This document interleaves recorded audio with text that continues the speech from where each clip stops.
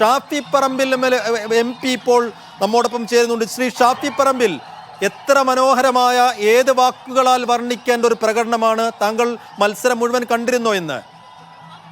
ഒരു വരൾച്ച അവസാനിക്കുമ്പോൾ ഒരു ജനതക്ക് തോന്നുന്ന സന്തോഷവും സമാധാനവും ആവേശവും ഒക്കെയാണ്. കാത്തിരുന്ന് പെയ്തൊരു മഴ പോലെ അതുപോലത്തെ ഒരു ട്രോഫി വരൾച്ചയായിരുന്നു. എത്രയോ വർഷങ്ങളായി, ഒരു പതിറ്റാണ്ടിന് മേലെയായിട്ട് നമ്മൾ അനുഭവിച്ചുകൊണ്ടിരിക്കുകയായിരുന്നു. അപ്പൊ അതിന്റെ അവസാന മിനിറ്റുകളിലേക്ക് എത്തുമ്പോഴും ഇടയ്ക്ക് വെച്ച് കളി നമ്മുടെ കയ്യിൽ നിന്ന് പോയോ എന്നൊരു ടെൻഷൻ കളി കണ്ട മുഴുവൻ കോടിക്കണക്കിന് ഇന്ത്യക്കാരെ ബാധിച്ചിട്ടുണ്ടാവും. പ്രത്യേകിച്ച് ക്ലാസൻ അക്ഷർ പട്ടേലിന്റെ ഓവറിൽ അടിച്ച ബൗണ്ടറികൾ നമ്മുടെ സമാധാനം കെടുത്തി. 23 പന്തിൽ നിന്ന് വെറും 26 റൺസ് മാത്രം മതി എന്നുള്ള നിലയിലേക്ക് പോലും ആ കളി എത്തി.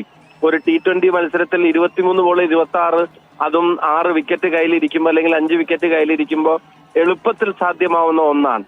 അവിടെ ഹാർദിക് പാണ്ഡ്യ നമുക്ക് ക്ലാസിനെയും അതിന്റെ ശേഷം അദ്ദേഹം എറിഞ്ഞ ഓവറിൽ സൂര്യകുമാർ യാദവിന്റെ ഉജ്ജ്വല ക്യാച്ചിൽ മില്ലറെയും പുറത്താക്കിയത് ആവേശകരമായ കാഴ്ചയായി. കാരണം നമ്മൾ മുംബൈ ഇന്ത്യൻസിലെ തർക്കത്തിലൊക്കെ ചിലപ്പം പാണ്ഡ്യക്കൊപ്പം ആയിരുന്നില്ല, പക്ഷെ ടീം ഇന്ത്യക്ക് വേണ്ടി വന്നപ്പം രോഹിത് ശർമ്മ പാണ്ഡ്യ അവസാനത്തെ ഓവർ ഏൽപ്പിക്കും നമ്മൾ കണ്ടു.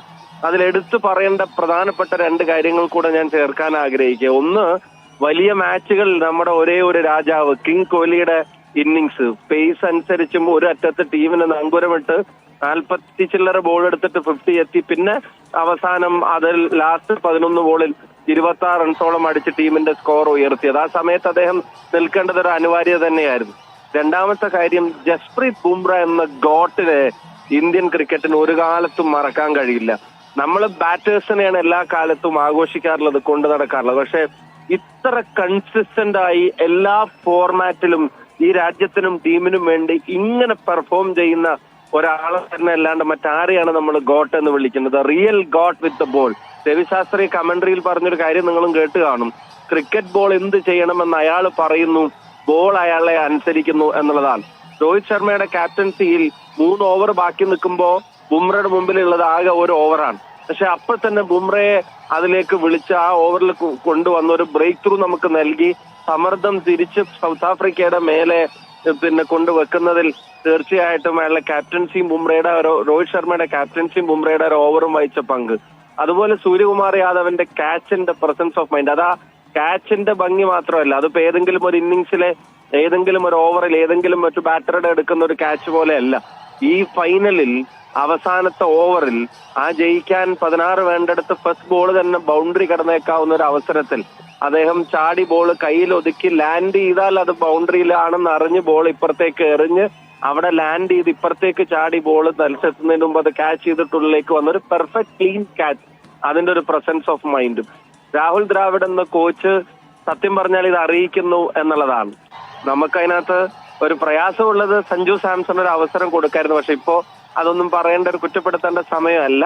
എന്തായാലും രാജ്യം കാത്തിരുന്ന ഒരു ട്രോഫി, അത് വെറുതെ അല്ല, ഒരു കളി പോലും തോൽക്കാതെ, അതും തോൽപ്പിച്ചത് എല്ലാ പ്രധാനപ്പെട്ട ടീമുകളെയും നമ്മൾ കൃത്യമായിട്ട് അറിയാം. ഇപ്പൊ സൗത്ത് ആഫ്രിക്കയെ ഫൈനലിൽ തോൽപ്പിച്ചത് മാത്രമല്ല, 2022 നമ്മുടെ മോഹങ്ങൾ സെമിയിൽ തല്ലിക്കെടുത്തിയ ഇംഗ്ലണ്ട്, കഴിഞ്ഞ വേൾഡ് കപ്പ് ഫൈനലിൽ നമ്മളെല്ലാരും കണ്ണീരിലാഴ്ത്തിയ ഓസ്ട്രേലിയ, അതുപോലെ പാകിസ്ഥാൻ, എല്ലാ മേജർ ക്രിക്കറ്റിംഗ് രാജ്യങ്ങളെയും വളരെ കംഫർട്ടബിൾ ആയി കൺവിൻസിംഗ് ആയും പരാജയപ്പെടുത്തിയാണ് ഇന്ത്യൻ ടീം ഈ വേൾഡ് കപ്പിന്റെ വിജയത്തിലേക്ക് വന്നിരിക്കുന്നത്. ഓരോ ഇന്ത്യക്കാരനും ലോകമെമ്പാടുമുള്ള ക്രിക്കറ്റ് പ്രേമികൾക്കും രാജ്യത്തിന്റെ അതിർത്തികൾക്കപ്പുറത്ത് ക്രിക്കറ്റ് പ്രേമികൾക്കും സന്തോഷിക്കാവുന്ന, അഭിമാനിക്കാവുന്ന അതിമനോഹരമായ ഒരു വിലയിരുത്തലാണ് അങ്ങയുടേത്. തീർച്ചയായും അങ്ങ് ജസ്പ്രീത് ബുംറ വിശേഷിപ്പിച്ചതുപോലെ greatest of all time, the goat എന്ന് നമുക്ക് ഒരു സംശയത്തിനും ഇടയില്ലാതെ പറയാവുന്ന ഒരാൾ തന്നെയാണ് ബുംറ. ഈ കളി ഇന്ത്യയുടെ വരുതിയിലേക്ക് കൊണ്ടുവന്നതിൽ ബുംറയുടെ പങ്കിനെ ഒരു ഘട്ടത്തിലും നമുക്ക് ചെറുതായി കാണാൻ കഴിയില്ല.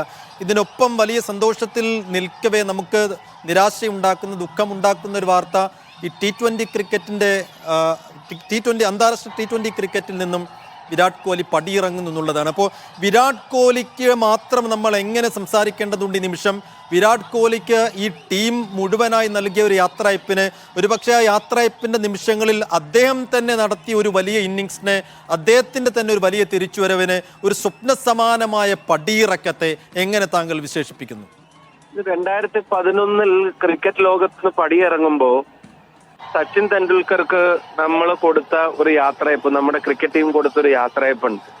സച്ചിനെ പോലൊരാൾ ഒരു വേൾഡ് കപ്പ് ട്രോഫി കയ്യിലില്ലാതെ മടങ്ങി പോകുമായിരുന്നെങ്കിൽ സത്യം പറഞ്ഞാൽ അത് ആ ട്രോഫിക്ക് പോലും, വേൾഡ് കപ്പിന് പോലും കാലാകാലങ്ങളിൽ ഒരു ഒരു ഒരു കംപ്ലീറ്റ്നെസ് വരാതെ മാറിപ്പോകുമായിരുന്നു. ഒരു T20 വേൾഡ് കപ്പിനെ നമ്മൾ അതുമായിട്ട് അങ്ങനെ കമ്പയർ ചെയ്യുന്നില്ല. എങ്കിൽ പോലും വിരാട് കോഹ്ലി എന്ന നേരത്തെ പറഞ്ഞ പോലെ ഗോഡ്, അദ്ദേഹം ഇത് അറിയിക്കുന്നു എന്നുള്ളതാണ്. നീണ്ട പതിറ്റാണ്ടുകളിലും കമ്മിറ്റ്മെന്റും പാഷനും. നിങ്ങൾ കോഹ്ലിയെ ഫീൽഡിൽ ശ്രദ്ധിച്ചിട്ടുണ്ടോ? കോഹ്ലി ക്യാപ്റ്റൻ ആണെങ്കിലും അല്ലെങ്കിലും ഇന്ത്യൻ ടീമിന്റെ ഓരോ വിക്കറ്റ് നേട്ടത്തിലും ഇതുപോലെ സന്തോഷിക്കുന്ന മറ്റൊരു പ്ലെയർ ഉണ്ടോ? അയാളുടെ സീനിയോറിറ്റിയും അയാളുടെ മെച്ചൂരിറ്റിയും ഒക്കെ അയാൾ മാറ്റി. അയാൾ അടിമുടി ആത്മാർത്ഥതയും ആവേശവും നിറഞ്ഞൊരു ക്രിക്കറ്ററാണ്. ഒരു തുടക്കക്കാരന്റെ ആദ്യത്തെ മാച്ചുകൾ കളിക്കുന്ന ഒരു ക്രിക്കറ്റർ പോലെ അയാൾ ഫീൽഡിൽ അയാൾ സന്തോഷിക്കുന്ന നമ്മൾ കാണുന്നുണ്ട്. ചിലപ്പോൾ അയാൾ അഗ്രസീവ് ആവുന്നത് നമ്മൾ കാണുന്നുണ്ട്. അത് അയാളുടെ സിൻസിയറിറ്റിയാണ്. അയാളുടെ അഗ്രസീവ്നെസ്സിനെ മറച്ചു പിടിക്കാൻ കഴിയാത്ത വണ്ണം അയാൾ ക്രിക്കറ്റിനോട് അലിഞ്ഞു ചേർന്ന ഒരു മനുഷ്യനാണ്. അതിൽ അയാള് പെരുമാറ്റത്തിന്റെയോ അല്ലെങ്കിൽ അദ്ദേഹം കളിച്ച വർഷങ്ങളുടെ മെച്ചൂരിറ്റി അല്ല, ഹൃദയത്തിൽ നിന്നാണ് അയാളുടെ എക്സ്പ്രഷൻസ് പലതും വരുന്നത്. ഇപ്പൊ കഴിഞ്ഞ മാച്ചുകളിലെല്ലാം അയാള് നന്നായി പെർഫോം ചെയ്യാഞ്ഞിട്ട് പോലും ഇടയിൽ ഒരു ബാറ്റ്സ്മാന്റെ സിക്സറിനെ അതിശയോക്തിയോടെ പിന്തുണക്കുന്ന ചിത്രം കഴിഞ്ഞ ദിവസങ്ങളിൽ സോഷ്യൽ മീഡിയയിൽ വൈറലായത് നമ്മൾ കണ്ടു. അപ്പൊ വിരാട് കോഹ്ലി എന്ന got, greatest of all time എന്ന് നമ്മൾ പറയുന്ന ഗോട്ടിന് അദ്ദേഹം അർഹിക്കുന്ന യാത്രയപ്പ് രാജ്യത്തിന് നൽകാൻ, രാജ്യം അറിയിക്കുന്ന ട്രോഫി അവസാന ദിവസം കൈകളിലെത്തുന്നു എന്ന് ഉറപ്പുവരുത്താൻ അദ്ദേഹം കളിച്ച ഇന്നിങ്സ്, അത് മനോഹരമായ ഒരു കാവ്യനീതി പോലെയാണ്.